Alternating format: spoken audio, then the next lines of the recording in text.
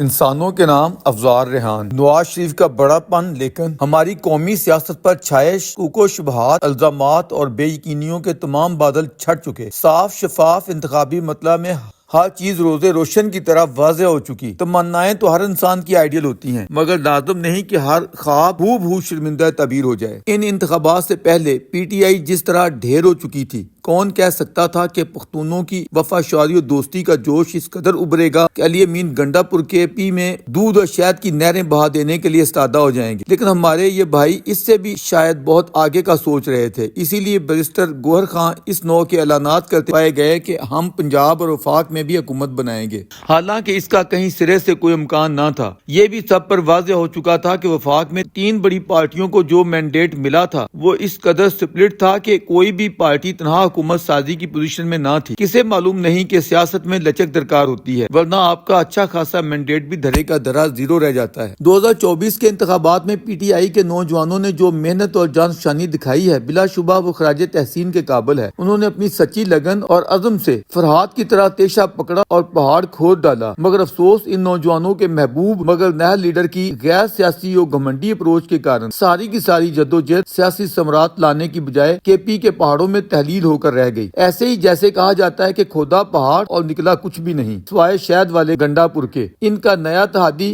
حق کا سراج جس طرح کہا کرتا تھا کہ کے پی میں 10 سال حکمرانی کے باوجود یہاں پی ٹی آئی والوں نے کیا کرایا کچھ بھی نہیں سوائے اربوں خربوں کے قرضے چڑھانے کے۔ اب کے جو نئے باغ دکھائے یا لگائے جائیں گے، زیادہ مدت نہیں گزرے گی جب ان پر تبصرے پہلے سے بھی کرارے ہوں گے۔ دھاندلی کے کھوکھلے الزامات حاصل اصول کچھ بھی نہیں ہوتا تا وقتی کہ انہیں عدالتوں میں ثابت نہ کیا جا سکے، یا پھر 1977 کی طرح بھرپور عوامی احتجاجی تحریک کے ذریعے سب کچھ دریا برد نہ کر دیا جائے۔ ہمارے یہ دوست اپنا موازنہ جس طرح شیخ مجیب الرحمان سے کر رہے ہیں، یہ درست نہیں ہے۔ شیخ صاحب نے 300 کے ایوان میں کلیئر کٹ میجارٹی حاصل کرتے ہوئے 162 سیٹیں حاصل کی تھیں، جبکہ ان کے بالمقابل بھٹو کی سیٹیں محض 81 تھیں۔ لیکن بھٹو کا اصرار تھا کہ وزیر اعظم میں نے بننا ہے، جو ملک توڑائے بغیر ممکن نہ تھا۔ آج اگر ہمارا کھلاڑی یا اس کے ہمنوا اس نوع کا مطالبہ کر رہے ہیں تو وہ خود ہی سوچیں کہ وہ کہاں کھڑے ہیں۔ موجودہ ایوان فی الحال یا اس وقت 266 سیٹوں پر مشتمل ہے۔ حکومت بنانے کے لیے 134 سیٹیں درکار ہیں۔ آپ کے آزادوں کو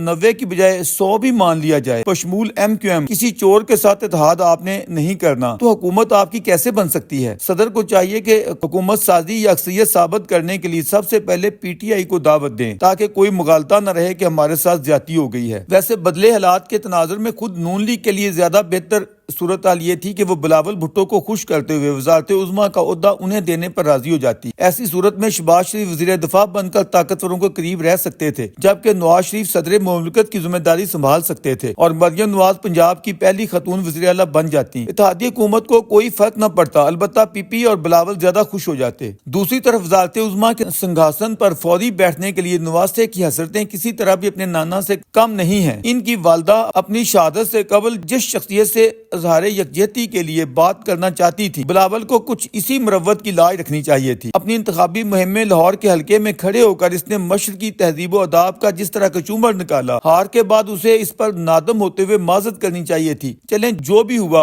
اب کہا جا رہا ہے کہ ہم نون لیگ کے وزیر اعظم کو سپورٹ کریں گے مگر حکومت میں نہیں بیٹھیں گے۔ زرداری صاحب کے بیٹے کی حیثیت سے ہی اب وہ اس پر قائم رہیں اور انہیں اور نہیں تو کم از کم نئے سیٹ اپ میں وزارت خارجہ چھوڑ کوئی وزارت نہ لے۔ لیکن افسوس بچگانہ اپروچ میں بڑا پن مشکل ہوتا ہے۔ آپ دونوں نے بڑا پن سیکھنا ہے تو اس شخص کی گریٹنس ملاحظہ کر لو۔ سوائے کھلاڑی کے ملک کی جیتی ہوئی ہر سیاسی پارٹی جسے وزیر اعظم دیکھنا قبول کر رہی ہے، سب سے بڑھ کر بلاول اور ان کے والد مکرم ہیں۔ کیا آج وہ یہ کہہ نہیں رہے ہیں کہ نون لیگ جسے بھی سامنے لائے گی ہم نون لیگ کے وزیر اعظم کو سپورٹ کریں گے؟ نون لیگ کی قیادت میں ابھرنے والے اس جمہوری الائنس کے پاس اس وقت 2/3 میجارٹی کے قریب سیاسی طاقت مجتمع ہو چکی ہے۔ کسی عدالت، کسی الیکشن کمیشن، کسی سپریم جوڈیشری، کسی طاقتور مقتدرہ کی طرف سے نواز شریف کے وزیر اعظم بننے پر کوئی امر مانے نہ ہے، لیکن صرف یہ سوچتے ہوئے کہ میری پارٹی چونکہ تنہا حکومت سازی میں نہیں آئی ہے، سمپل میجارٹی حاصل نہیں کر سکی، آج خود خوش دلی سے پیچھے ہٹ گئے، کینے اور بغض کے مارے جو مرضی کہتے رہیں۔ درویش اسے نواز شریف کا بڑا پن قرار دیتا ہے۔ اسے اس فیصلے پر اگرچہ افسوس ہوا ہے کیونکہ وہ نواز شریف کو چوتھی بار وزیر اعظم دیکھنے کی تمنا اس لیے رکھتا تھا کہ وہ قومی تعمیر و ترقی کے ساتھ سویلین اتھارٹی منوانے کے لیے بالخصوص پاک ہند دوستی استوار کرنے کی خاطر مضبوط اور ٹھوس اقدامات اٹھاتے۔ اب ان سے یہ امید ہے کہ وہ پیچھے بیٹھ کر پنجاب اور وفاق میں میں نئی قائم ہونے والی محترمہ مریم نواز حکومت اور شہباز شریف حکومت کی رہنمائی و رہبری کرتے رہیں گے، تاکہ مریم نواز حکومت جہاں پنجاب کے باسیوں کا معیار زندگی بلند تر کرے، وہیں نون لیگ کی نیک نامی و مقبولیت کو مزید بڑھاوا دے۔ وہ اپنے چھوٹے بھائی پر یہ امر واضح فرما دیں کہ 16 ماہ کی حکمرانی میں آپ نے چاپلوسی کی جو حدود پار کی تھیں اور عوام پر جو مہنگائی بم پھوڑے تھے، نون لیگ نے اس کی قیمت سمپل میجارٹی حاصل نہ کرتے ہوئے چکائی ہے۔ اب یہ بیجا چاپلوسی نہیں چلنی چاہیے۔ آپ بشمول مقتدرہ اپنے تمام تر اتحادیوں کے ساتھ ضرور بنا کر رکھیں، مگر عوامی زخموں پر نمک پاشی نہ کریں اور نہ ہی ہمسایوں کے متعلق بالخصوص انڈیا کے خلاف چاپلوسی کے شوق میں منافرت پھیلائیں۔ یہی منافرت ہمارے ملک میں سویلین اتھارٹی، جمہوریت، رواداری، ترقی، خوشحالی اور روشن خیالی کے لیے زہر قاتل ہے، لیکن شہباز کے لیے شاید یہ امرت دھارا ہے۔ وہ طاقتوروں کی کھوکھلی خشامت کے لیے موقع بے موقع اپنے ہمسایہ ممالک بالخصوص بھارت کے خلاف زہر اگلنے سے باز رہیں۔ وقت نے ثابت کر دیا ہے کہ انڈیا دشمن پالیسی کا مطلب خود پاکستان کی بربادی اور عوامی ترقی و خوشحالی کی تباہی کے سوا کچھ نہیں۔